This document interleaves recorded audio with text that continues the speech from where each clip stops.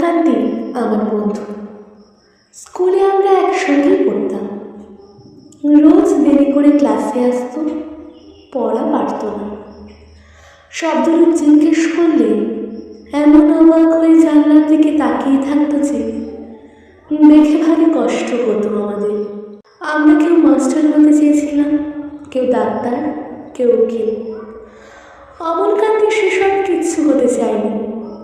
সে রোদ্দুর হতে চেয়েছিল। খাদ্য বর্ষণ কাঠ ডাকা বিকেলে সে লাজুক রোদ্দুর, জামার জামরুলের পাতায় যা নাকি অল্প একটু হাসির মতন লেগে থাকে। আমরা কেউ মাস্টার হয়েছি, কেউ ডাক্তার, কেউ উকিল।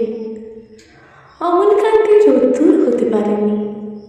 সে এখন অন্ধকার একটা ছাপাখানায় কাজ করে। মাঝে মধ্যে আমার সঙ্গে দেখা করতে আসে, চা খায়, এটা ওটা গল্প করে, তারপর বলে উঠি তাহলে। আমি ওকে দরজা পর্যন্ত এগিয়ে দিয়ে আসি। আমাদের মধ্যে যে এখন মাস্টারি করে অনায়াসে সে ডাক্তার হতে পারত। যে ডাক্তার হতে চেয়েছিল উকিল হলে তার এমন কিছু ক্ষতি হতো না। অথচ সকলেরই ইচ্ছা পূরণ হলো এক অমলকান্তি ছাড়া। অমলকান্তি রোদ্দুর হতে পারেনি।